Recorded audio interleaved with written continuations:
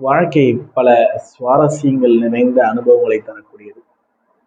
இந்த வாழ்க்கையில தீமைகளும் இருக்கும், நன்மைகளும் இருக்கும், துரோகங்களும் இருக்கும். அனைத்துமே கலந்ததுதான் நம்முடைய வாழ்க்கை. இந்த தீமைகள் அப்படின்னா என்ன? அதனால என்ன நடக்கும் அப்படின்னா, ஒரு சிறிய உதாரணம் சொல்லணும் அப்படின்னா, ஒரு நெருப்பு இருக்குன்னா பெரியவங்க சொல்லுவாங்க அந்த நெருப்பை போய் தொடாதுன்னு. சில பேர் இருக்கும் அதை தொட்டு பார்ப்போம், தொட்டு அதோடைய சூடை உணர்ந்து நகர்றவங்க இருக்காங்க. சில பேர் சொன்னதான் கேட்கறவங்க இருக்காங்க. இன்னும் சிலர் இருக்காங்க அது உள்ள கையை விட்டு பார்த்துட்டு வரவங்க இருக்காங்க. அதுலயும் சிலர் இறங்கி பார்ப்பாங்க. இந்த இறங்கி பார்க்குறவங்களுடைய நிலைமை என்னன்னா, யாரை தொட்டவங்களுக்கானாலும் சரி, கை விட்டவங்களுக்கானாலும் சரி, நெருப்புல இறங்க அவங்களுக்குமும் சரி, அந்த காயம் மாறலாம். ஆனா அந்த ரணம் ஆறினாலுமே அந்த வடு மாறாது.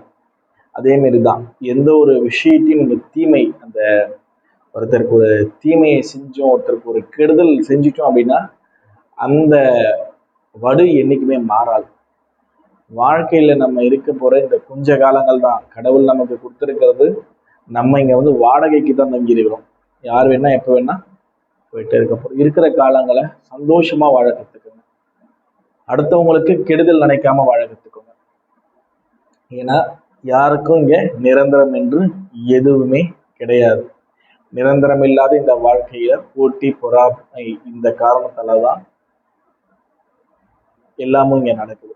தவறுகளா தீமைகளா உருவாகுது. இந்த போட்டி பொறாமை, உச்சரிப்பு பொறாமை இதெல்லாம் இல்லாம இருந்தாலே வாழ்க்கை மிக சுவாரஸ்யத்தோட ஒரு இனிப்பான முடிவுரைய எழுதும்.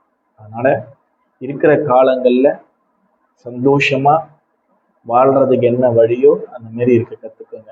மற்றவர்களை கெடுக்கணுன்ற எண்ணத்தை மறந்துட்டு வாழ்க்கையில நம்மளால முடிஞ்ச உதவிய அனைவருக்கும் செய்யுங்க. இயன்றதை செய்வோம், இல்லாமை என்ற சொல்லை ஒழிக்க பாடுபடுவோம்.